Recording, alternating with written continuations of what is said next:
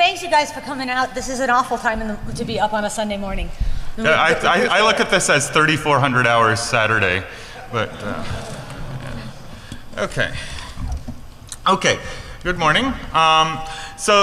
I'm Matt, this is Sandy. What we're going to be talking about is actually joint work with a bunch of other people from my lab at the University of Pennsylvania. Travis, who is here, but God knows where he is, Harry Metzger, Zach Wasserman, and Kevin Zhu. So normally, I don't like to start anything with a disclaimer, but in this case, I kind of have to. There's a standard thing when you're doing work that's been supported by the federal government, they like to be acknowledged. So I should say that partial support for this work was very generously provided by the National Science Foundation, and we are genuinely grateful to them for the support. They also ask, as part of their standard disclaimer, that I say in any presentations about their work, any opinions, findings, and conclusions or recommendations expressed in this material are those of the author and do not necessarily reflect the views of the National Science Foundation or the United States government. Which we found to be true, actually. Yeah, in this particular case, that is true. Yeah, I am not representing the United States government here. Oh, I am definitely not.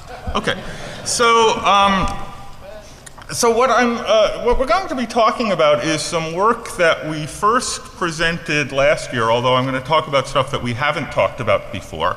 So involving encrypted two-way radios and how they fail in practice. And my hope is that you can understand what the problems with these particular things are, but more importantly, you can understand more broadly some of the lessons we can learn from this in designing the next system, and maybe in designing secure systems more generally, because I think there are some real general interesting problems behind this. Yeah, so in particular one-way crypto and so on. And by generally interesting, we are scientists, and what we mean by that is we don't know how to do it yet. Mm-hmm. So there's some work to be done. So in particular, the system that we've studied is called APCO Project 25, which sounds, it's a bit obscure. It has become the standard, though, in the US and a few other countries, including Canada and Russia, for digital two-way radio in narrowband frequency allocations. So it's intended to work with the existing spectrum for two-way radios that uses narrowband analog FM and be a digital drop-in replacement. So it's not a spread spectrum system. It uses the same channelized narrow slices that land mobile two-way radio has always used, and it's intended to be incrementally compatible, so you can kind of move your system instead of all at once. You can do it kind of a channel at a time and some radios at a time. It is intended to be one size fits all, in that they aim to have a standard that would be widely adopted for everything from local government, police dispatch, to the radios used for tactical operations by intelligence and federal law enforcement surveillance operatives, to some use by the military in battlefield and near battlefield scenarios. So everything from the two-way radio used by your local fire department for fire calls to the things at the other end of those coiled earpieces that the people in the dark suits have, to actual warfighters, is intended to use this standard or be able to use this standard. And so it includes security options that are not of interest to the vast majority of users. Local police, local fire, and so on don't actually even want to have their radios in general be encrypted because they have interoperability as a major problem. But there are other users, like people doing surveillance, wires, war operations, and so on, that very much depend on security. And the same standard is intended to support both the unencrypted and encrypted users. So this has been under deployment since the 1990s. A product started coming out in earnest around the early 2000s.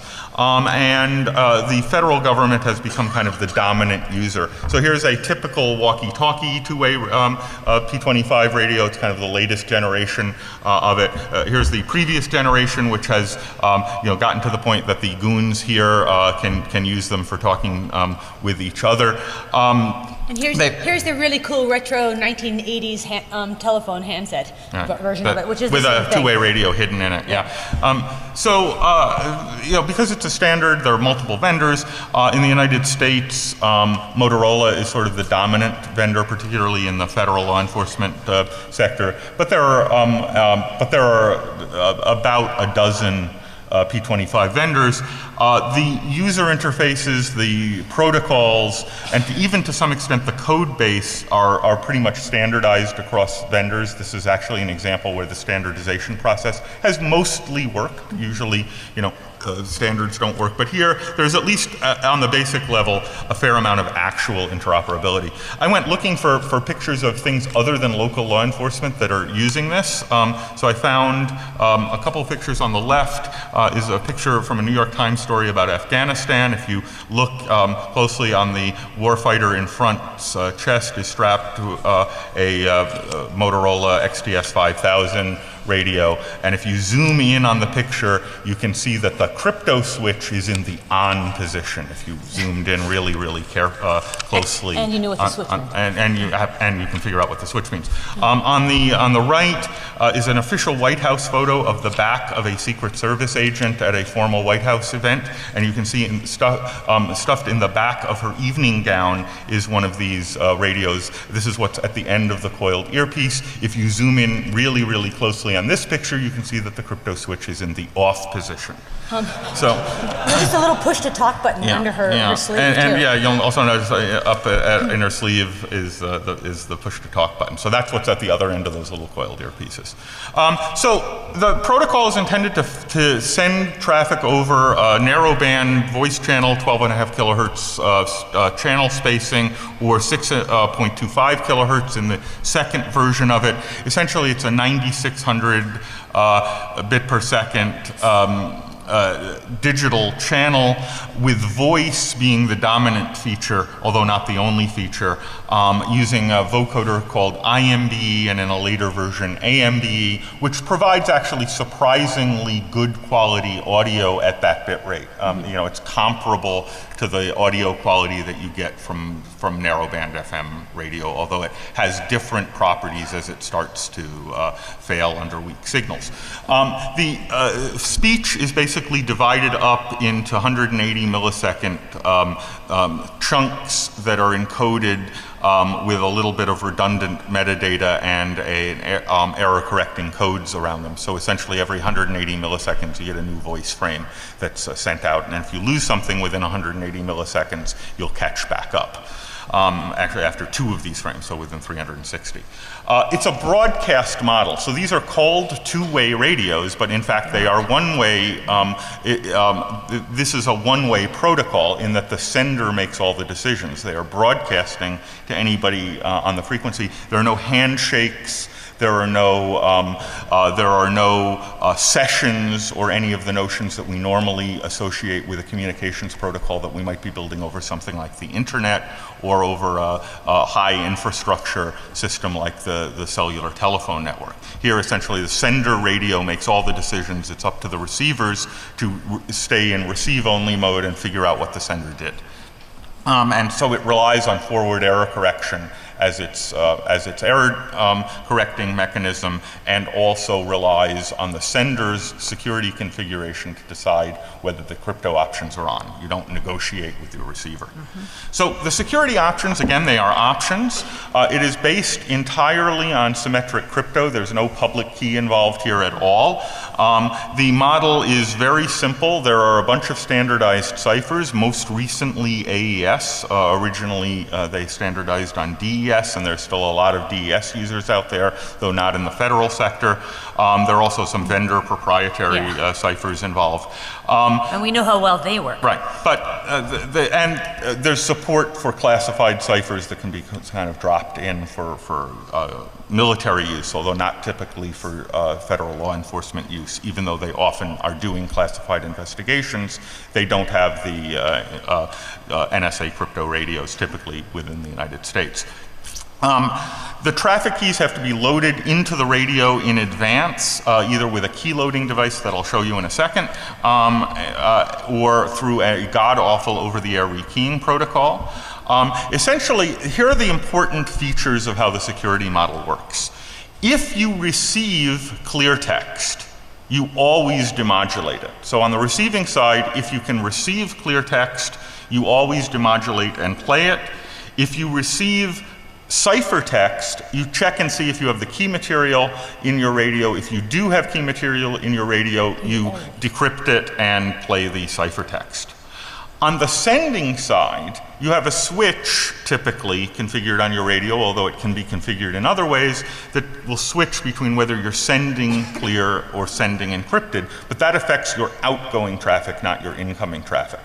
So the thing that you will notice about this protocol is it is designed to optimize communication. The thing that it is optimizing is getting the message through, which for local law enforcement, where you're yelling out, "I'm being shot at, please come help me," is exactly what you want to optimize. But for other applications, this may not be what you want to optimize. You may want to be able to detect, for example, that an encrypted user and a clear user are in different configurations and have it not work until they're both in agreement. But this protocol doesn't allow you to do that. It's designed to I got a slide for that. Yeah, but this one's cooler. It is cooler. Yeah, we have the cooler, newer one. Okay, so we wrote a paper. We looked at these protocols. We wrote a paper that examines in detail, and I've talked about it before, so I'm not going to repeat it here, and you can go read the paper. What the protocol weaknesses that we found in this are. Essentially, what we found is they did not make any of the crazy mistakes that people often make when they design a crypto protocol, where if you XOR the first packet with the second packet, you get the key, or anything crazy like that. So in fact, they seem to do mostly the right things with the actual crypto itself. The key generation is usually based on or the IV generation is usually based on real good random numbers, as far as we can tell. They don't reuse IVs in their stream mode in any particularly obvious way, although who's to say if maybe somebody smarter than us will come along and discover that actually there is a vulnerability there. But if there are vulnerabilities, they aren't the obvious ones. But the protocols themselves are not using standard designs. This was designed kind of for this, and designed by a big committee, and as we all know, the larger the committee, the better the protocol you get. This was designed by a large committee. So there's no authentication anywhere. It's incredibly susceptible to traffic analysis. The unit IDs are sent in the clear even when you're in encrypted mode. There's all sorts of metadata that's sent out in the clear. And we found denial of service attacks that are frightfully efficient. It is much more efficient from an energy perspective to interfere with this protocol than to use it legitimately. By a large factor. And there are some serious crypto usability deficiencies. So again, I'm not going to talk about the details of some of the active attacks that we found in the protocol, even though from a purely technical point of view, they're more clever, because they require an active attacker. And an active attacker at least raises the bar a little bit. So, for example, there's no authentication, so a trivial active attack is that you can do impersonation very easily. Even when you can impersonate clear, you can use the clear mode to impersonate encrypted traffic and introduce false messages or replay messages. You can do that. There's just no, you know, it's not even broken, it's just not even in there. Since you can program your radio to display any ID you want, you can just become part of the group. Right. And because it's clear, they will always receive it. Yep. You're subject to all sorts of active and passive traffic analysis. Every radio has a unique identifier, typically a unique identifier. You don't have to, but in practice, anybody using the over-the-air rekeying protocol uses a globally unique identifier for every radio. The standard says you're supposed to encrypt that when you're in encrypted mode. The standard code base that all the vendors are using doesn't actually encrypt it. And it's not clear whether we were the first people to discover this, but we were certainly the first people apparently to mention it anywhere. There's just there's some crypto flag that's on, should be on in the code that just isn't turned on. Who knows? Who knows? So what that means is that when people are in encrypted mode, you can get pretty good traffic analysis of who's talking. But we also found some active attacks, which is that if a radio is configured to use the over-the-air rekeying protocol, which pretty much all federal law enforcement radios are, and you send them a malformed packet with a particularly formed header, the radio will effectively see that as a ping to which it sends a NAC back. It says, oh, you sent me a malformed packet. I am user ID number 341651. Please send that packet again. It doesn't work for the voice protocol, but it does work for the data protocol. And you can use that effectively to ping a radio at will. Yeah, and it's impossible if you're the person being pinged, unless you've got your finger in the antenna slot and you're actually feeling a little bit of heat as power goes out of your radio, there's no way to detect that you are responding. Yeah. So these pings are completely undetectable. Right. So this works for tracking radios that aren't transmitting effectively, as long as they're on and within range. So thanks to Margot Seltzer at Harvard, she heard about it and said, oh, you can build the Marauders map from Harry Potter. And so essentially you can take two base stations, ping people, triangulate their location with phased arrays, which is pretty simple to do. In fact, I understand there's a GNU radio project you can use an Edis box to kind of do this with incredibly cheap equipment and get a real-time map of all of the users on a given frequency, even when they're supposedly idle. So is this a threat in the domestic law enforcement environment? Well, maybe, maybe not. Is it a threat in the battlefield environment? They don't care about that stuff, right? Okay, so denial of service is another interesting active attack here. Typically with radios, jamming is this fairly evenly matched arms race with narrowband radio. Whoever has the most power wins, so jamming requires a little more power as received at the receiver as the legitimate transmitter. Which makes a jammer easy to find. Right, it makes a jammer easy to find, and it makes the jammer's job at least a little bit harder, or at least as hard as the job of the real communicator, and you're vulnerable to being detected. With spread spectrum systems, you can actually put the jammer at a huge disadvantage, either by using secrets or some clever protocols that don't require secrets, but that would require the jammer to use significantly more energy than what they're trying to attack because they have to spread it over a wider spectrum.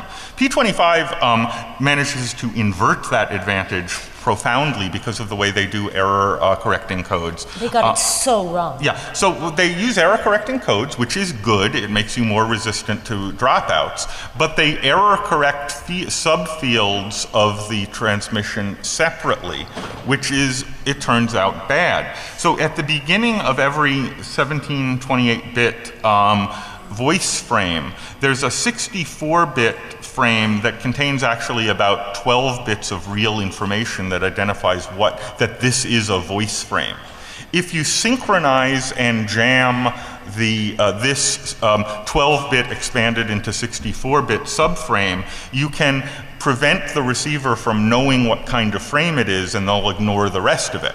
Now, the effect when you do the math is that you need 14 dB less energy than the legitimate transmitter to prevent a signal from being received, because you can turn your jamming transmitter off for the vast, vast majority of the time. So the question is it practical to build something like this? And that's why we have Travis. So we mentioned this problem to Travis, and he said, oh, I have just the thing. The P25 protocols use C4FM, which is similar enough to a protocol used by the TI 1110 single chip radio transceiver, and I can just load firmware in there to recognize the beginnings of the types of frames you want to jam, and then turn the transmitter on. So, I said, oh great, Travis, do you think we could actually do this? And he, said, well, give me an hour. And then he gave us my first jammer. So this chip is used in the, there's a device called the GirlTech IME. It's either purple or pink, depending on which model you get. It has this chip in it. It's cheaper to buy these things than to buy the chips themselves. So this is actually the cheapest way to get them. They're 2 for $30 because you want to buy them in pairs, and they have a little battery thing, and you get a keyboard and a display and little unicorns and ponies on the box. So you load this firmware in there, and it can do all of the synchronization. So we've talked about that in the past. You'd have to add an external power amplifier if you wanted to do real jamming, which would actually increase the price to more than $15. But so here's a scenario for you. Suppose you know that you're under surveillance and you want to block it in some way. How about building a whole bunch of these and putting a little magnets on them and throwing them on the back of taxis? So, and the other interesting scenario is, can you use this to train users that their encryption doesn't work as well as the clear text?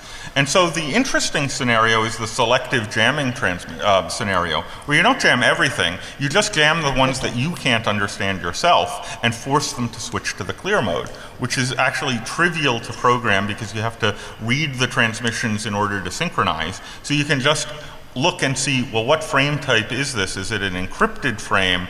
And then only jam those. And that effectively trains the users that the thing only works if you turn the crypto switch off. And I can give you examples of this. So again, the problem with this is that it's an active attack, and even though there's Travis and there are these GirlTech IMEs, that's probably not a threat today. I mean, give it a week or two, but it's not an immediate threat, and there's still some risk because you are transmitting, and as long as you're transmitting, you can be detected. Right. Similarly, with the active ping attacks, it requires an adversary with a certain amount of infrastructure to do these attacks who's willing to run the risk of actually being found, and this is going to make them very mad at you when they find you. Right. So it's actually against the law. Right. Yeah, it's not just against the law, it makes them mad. Right. So one kind of more interesting question, even though they're not as technically interesting, is how often do they go in the clear anyway because of the usability and the keying problems that we found? So we found a number of potential usability problems. There's poor feedback about the crypto state. Only transmit crypto is controlled by your switch, so you can't tell what state it's in by the behavior of your communication. The switch has no effect on received audio. Clear signals always get accepted when you're in encrypted mode. Encrypted signals are always accepted if you have the key material when you're in clear mode. So a clear user can happily interoperate with an encrypted user, and they just don't get any feedback about what's going on. Now the second thing is, if you look in the manuals for all these systems and what all of the users and system administrators of these systems have been told, which is that for maximum security, change your keys. Yeah. Right? Don't we tell users to change their passwords frequently? Right. So the same idea. Well, change your crypto keys, because if you are if you're an agent of some federal law enforcement agency, let's pick one at random. Let's imagine you work for some bureau of the federal government that conducts investigations. I won't single any of them out.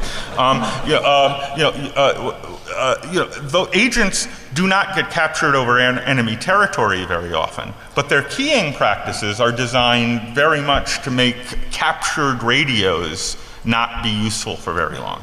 But the effect is that the over-the-air rekeying protocol has these unreliabilities built in, where effectively what it does is erases your current key and then tries to get the new one. So what happens is that every time you rekey, people end up without keys for a little while. So I'll tell you a story. One thing we did in the going on 3 years now that we've been conducting this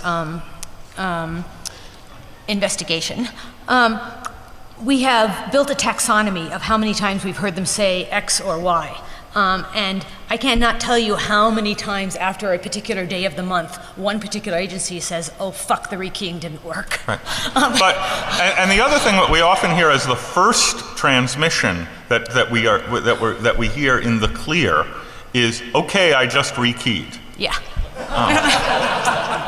Or somebody giving somebody else instructions on how to rekey, and then us hearing both of them. Right. So, you know, if you go back to the academic literature, you could there was a great paper, it is required reading for everybody. Your homework after you leave this is go get Alma Witten, Doug Tygar's 1999 USIX paper, Why Johnny Can't Encrypt, where they looked at PGP and tried to figure out why people aren't using it. And basically they found a long list of usability problems for crypto protocols that you should avoid. This list was apparently used by the P25 designer as a checklist of how they should design their protocol, because they made all of the mistakes in Witten and Tygar's paper are in there. There's no feedback to the user. The usability, getting the crypto working isn't tied to the user experience.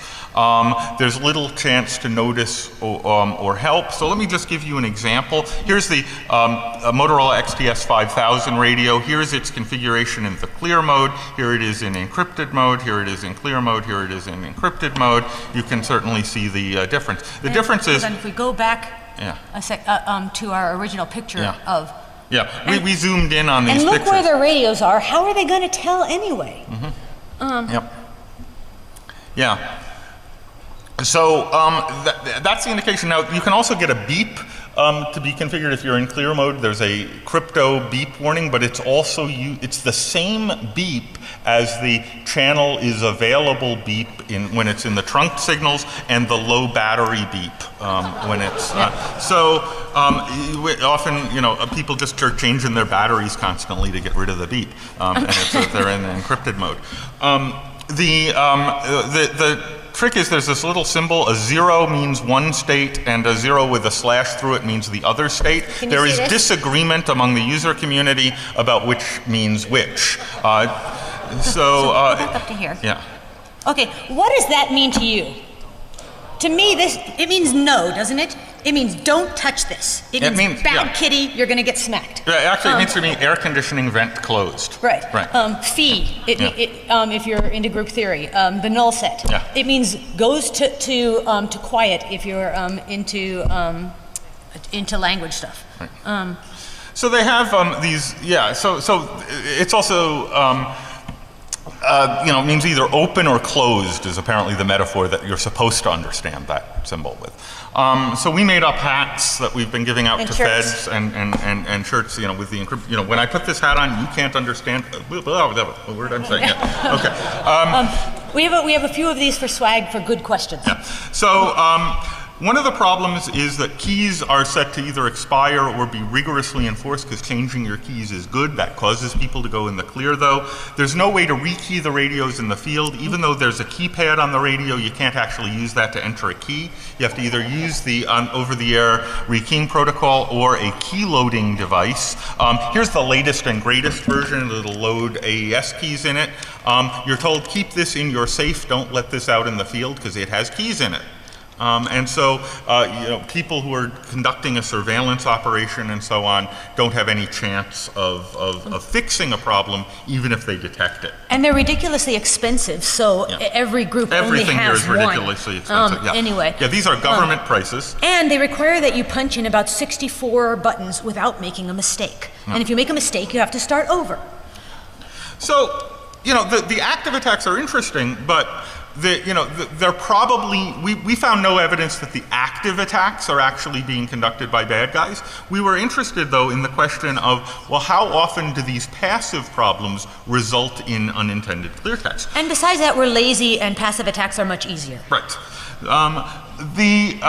So Bob Morris, who was a technical director at the National Security Agency, gave a public talk at the Crypto 95 conference. He repeated a version of that talk here a couple of years later, but the first time he gave it was at the Crypto 95 conference, a gathering of cryptographers in Santa Barbara every August.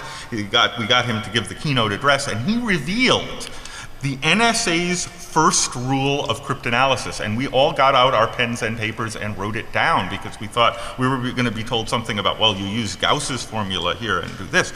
Well, what he said was, NSA rule number 1 of cryptanalysis, look for clear text. So we decided to actually do that. So in our lab, when we started playing with these, we got some of these radios. We inadvertently misconfigured one. We got the frequency that we were trying to enter into it off by like 10 megahertz or something like that by entering the digits wrong. And suddenly we start hearing this really interesting sounding surveillance operation. And they were actually in the neighborhood of the university, and they were talking in kind of, Fed speak, and it was like having our own private version of The Wire. It was really interesting. And they clearly were referring to being in encrypted mode. And that was really surprising. So we decided to collect some statistics about how often this happens. So we wanted to focus on confidential federal law enforcement traffic. So we omitted local agencies, non-covert operations. The National Park Service uses these radios. We didn't care about them. No offense to anyone from the National Park Service. So we were focusing only on the federal law enforcement that was doing confidential surveillance operations. And we wanted to see, well, how often are they actually going out in the clear? So we wanted to be very systematic about this. So it's easy to pick up unintended clear federal traffic. In fact, scanner hobbyists do this all the time. But we're scientists and we overdo things. And besides, it lets us get all really cool equipment to play with. It's true. But so we wanted to ask, well, really systematically, how big a problem is this actually? How often does this happen?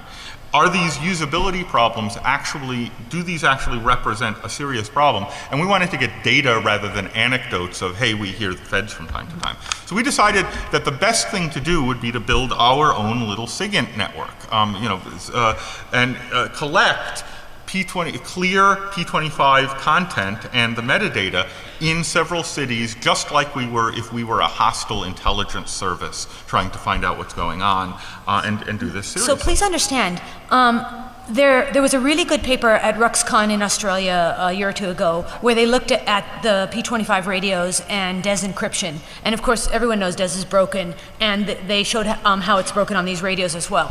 We did not bother to look at the crypto. If AES was broken, we have other problems besides these radios. And we didn't have to.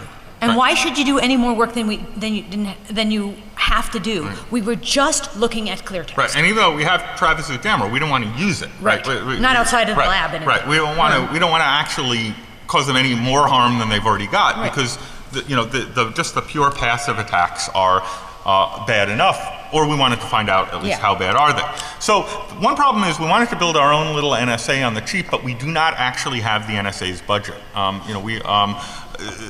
So how do we do this? So we got off-the-shelf equipment. First we wanted to use Edis boxes running the new radio because they are cool. Unfortunately, they're not quite able to do real-time IMBE decoding with the current versions of the software. They may be now. When we started 3 years ago, that it wasn't mature yet, but a lot of things have been done, and we're looking at it for the follow-up paper that we're going to be doing on the over-the-air rekeying. Yeah. So they may be useful for that. Yeah. So we ended up not getting cool software-defined radios for our SIGINT operation. We instead used purpose-built software controllable radios. We ended up getting the ICOM R2500s, which are aimed at the hobbyist scanner market, but the interesting thing is there's a P25 option board that does pretty good quality decoding of the P25 audio. So what did we do? Well, there are 2,000 roughly channels in VHF and UHF that are allocated to the federal government, about 24 megahertz of spectrum. Law enforcement is mixed in with unsensitive stuff, and some of the frequencies they're using are well known, some of them are not. There's a website called radioreference.com, which is mostly nonfiction, but contains a lot of fiction. So we decided to just ignore it and used a slightly different approach for identifying which channels have the sensitive traffic on it. How did we identify which channels have sensitive traffic on it? They're the ones with encryption. So we found the frequencies with encrypted traffic on it, and we basically identified candidate frequencies for sensitive stuff as what those were. And then we deployed a network of these R2500 receivers running, tethered to computers running software that we built to collect data in a systematically and analyzable way in a variety of unnamed cities that we cannot tell you the identity of because we don't want to actually be rated. Well, we don't want to reveal information about who is sensitive, who is vulnerable to this. Although everyone is vulnerable, we know that they are vulnerable in certain cities that we are not actually allowed to tell you because of our institutional review board rules about human subject data. So use your imagination about what cities. And so to recap, the equipment you need is one radio capable of doing P25, and they're fairly inexpensive. About $1,000 with the plus, including a netbook computer. Yeah, one netbook and a little bit of really crappy C code. Yeah. And we're going to release our crappy C code probably over the next few weeks. Right now, we can't do it out of fear of embarrassment. Yeah. But we're working on unembarrassifying. We'll clean it up and make it look actually. It is research grade software. It's gradware. Right now. Yeah. Research grade. Yes. So what did we do? Well, we collected all of the clear text audio and metadata and all of the metadata on these channels.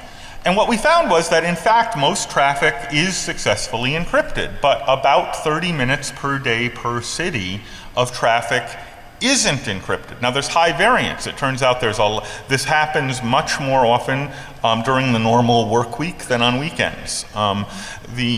It happens much more often on the week after rekey day than it does before.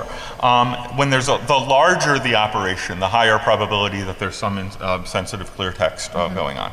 So what did we capture? Well, we got occasional sensitive clear content and a lot of metadata, because the metadata is in the clear even on the encrypted traffic.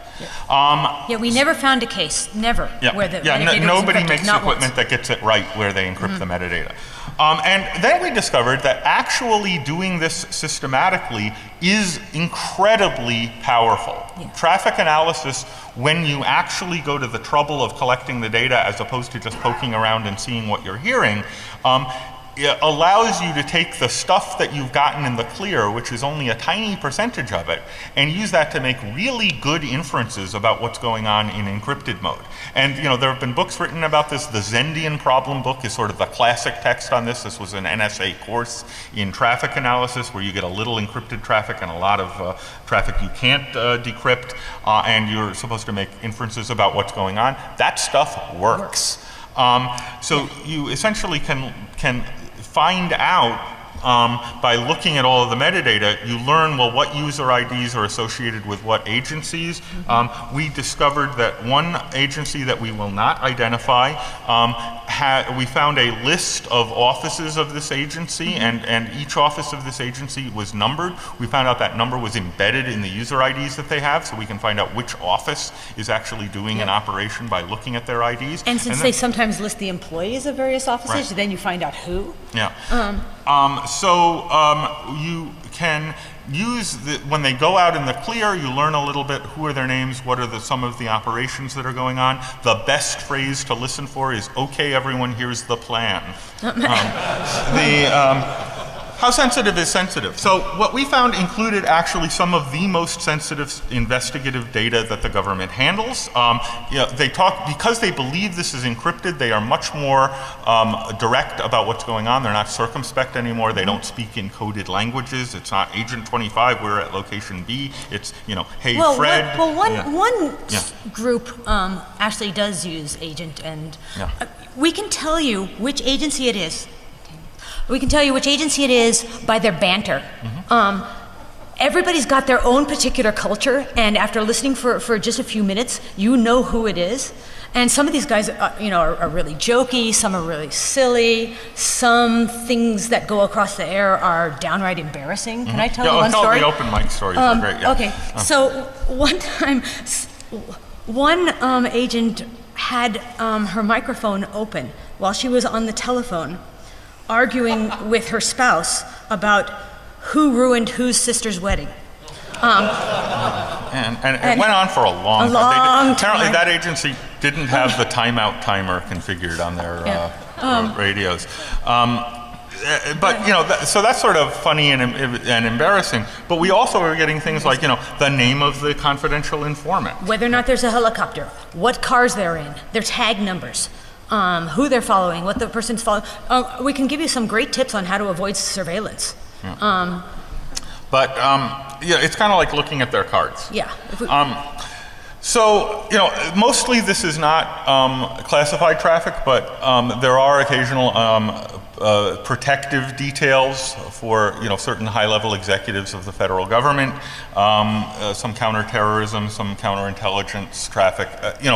Everybody is vulnerable to this. It doesn't matter what you're doing, unless you're in one particular agency that we cannot identify that does not ever go in the clear. And does anybody want to take a guess for a hat? Yep. Can anybody tell us? You get one guess, so make it good.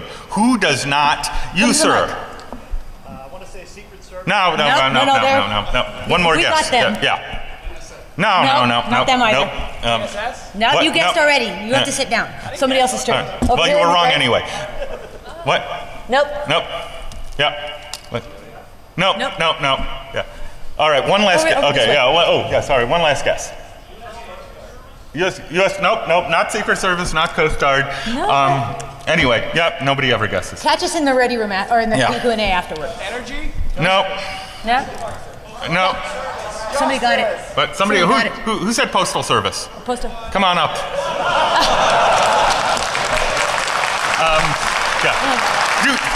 Do not mess with the postal inspector.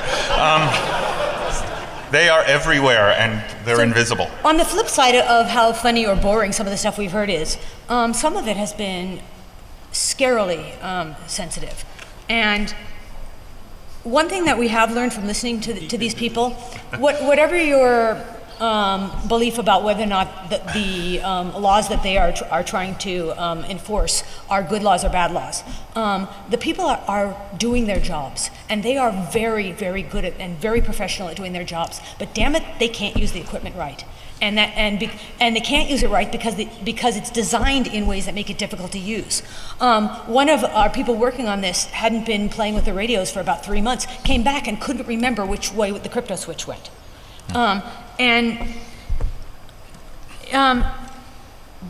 Using these wrong puts these people's lives in danger. And one thing that we caught a lot of was trying to rescue victims of human trafficking, and that's a fairly dangerous position to put in. And I'd like them to succeed at that without their radios blowing their cover. Yeah. So, the question is, well, what did we do? Well, before we published the first of our results, we naturally wanted to kind of mitigate some of the harm. I mean, we had sort of one temptation was to go and become master criminals. But we rejected that option, for the record. So we also realized that the passive attacks, although some of them are sort of embedded in the standard, can be mitigated with better configuration and better procedures. So we did reach out to the user community. And the active attacks are long-term problems that require fixing to the standards, so we also reached out to the standards community. So one question is, well, who would react better? So in the short term, we approached the feds. We very politely went to various levels of the different agencies that are having some of these problems, both from their headquarters levels to the local, field offices. 5, yep, got it. To the local field offices. And in fact, one of the things we were worried was that we would leave these meetings in handcuffs. But in fact, they understood. Then it'd be all his fault. Yeah. I was led astray. In fact, they were actually receptive and appreciative universally at all levels. Yes. But they really got it. They really got it, and we've had these very satisfying meetings, and with the right phone numbers to call. And every time we would have one of these meetings with an agency, we would see their unintended clear text drop really rapidly, and then go up to past where it was before after about a week. And so there's something where paying attention to the problem causes it to become worse. We don't understand this. Which we do not fully understand. In the longer term, we've got to fix the protocols and the standards, and that's going to require the vendors and the standards body, the P25, to actually take a good hard look at it. Because it's obvious, for one thing, that they didn't include people like us, people whose research is the security of communications protocols in the design of these. And then when they implemented, it's obvious that they didn't include people like us, professional and amateur penetration testers, to look at this. So they had no idea whether it works or not, but then they went ahead and implemented it and sold millions of them. So the least pleasant 4 hours of my life were at the P25 standards body. There's a microphone, by the way, up here. At the P25 standards body, where they spent the first 3 hours of the meeting explaining all of the different ways in which I'm an idiot. And then all of the vendors pretty well agreed that all of the protocols and products are just fine, and the problem is the users. And so you'll argue with them and you'll say, not being able to rekey in the field is a problem. What if you have to add a different group and you don't have a keyloader? Yeah. But finally, the only argument we could make is, it doesn't matter whether the problem is the users. You can't fix the users, so fix the usability. Right. So much finger pointing and enjoyment. So I got many more entries for my security excuse bingo as a result of this. I am writing an iPhone app for this. It will be released publicly, so you. Right. So okay, so if you want to play this, there'll be an iPhone app. We have time for 0.25 questions, and then we'll have the Q&A room later. So, sir. Okay, so 0.25 questions. Would you say that? What? No, sorry. So what you described, where you notified law enforcement and the amount of basically the amount of unintended clear traffic went down and then went back up. Right. To me, that speaks of they changed the policy, and then immediately it became the fact that the new policy got in the way of doing things, so people subverted it. Yes.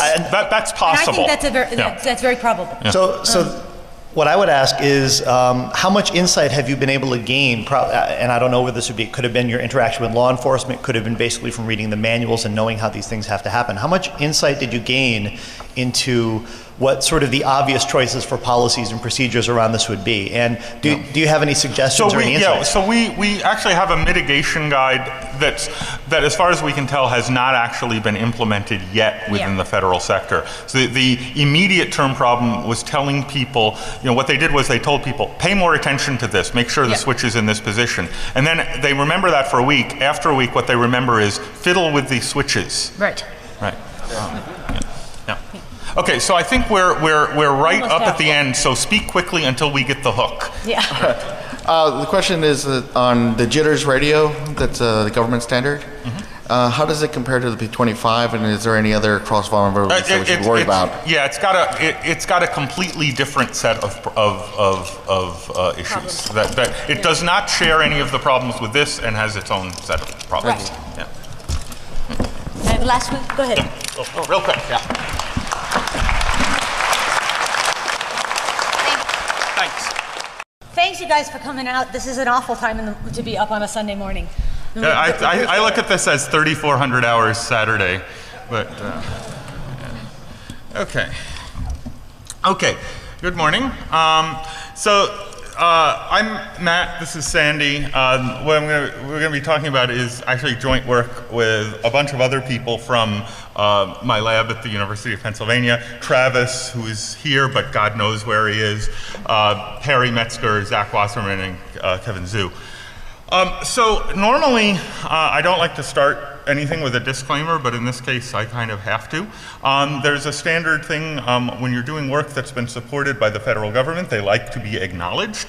So I should say that partial support for this work was very generously provided by the National Science Foundation, and we are genuinely grateful to them for the support. They also ask, as part of their standard disclaimer, that I say in any presentations about their work, any opinions, findings, and conclusions or recommendations expressed in this material are those of the author and do not necessarily reflect the views of the National Science Foundation or the United States government. Which we found to be true. Yeah, in this particular case, that is true. Yeah, I am not representing the United States government here. Oh, I am definitely not. Okay, so what we're going to be talking about is some work that we first presented last year, although I'm going to talk about stuff that we haven't talked about before. So involving encrypted two-way radios and how they fail in practice. And my hope is that you can understand what the problems with these particular things are, but more importantly, you can understand more broadly some of the lessons we can learn from this in designing the next system, and maybe in designing secure systems more generally, because I think there are some real general interesting problems behind this.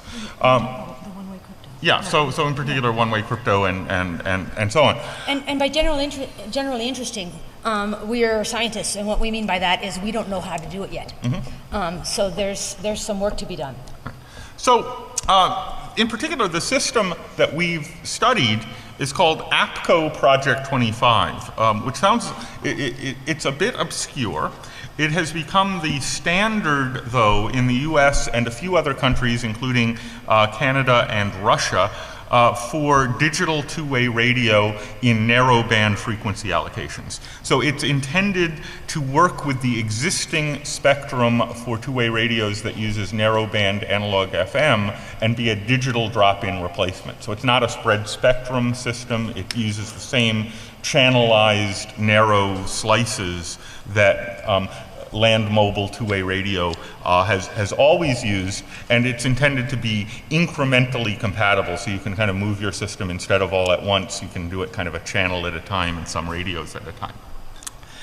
It is intended to be one size fits all, in that, that they aim to have a standard that would be widely adopted for everything from local government, police dispatch, to the radios used for tactical operations by intelligence and federal law enforcement surveillance operatives, to some use by the military in battlefield and near battlefield scenarios. So everything from the rate, it's comparable to the audio quality that you get from narrowband FM radio, although it has different properties as it starts to fail under weak signals.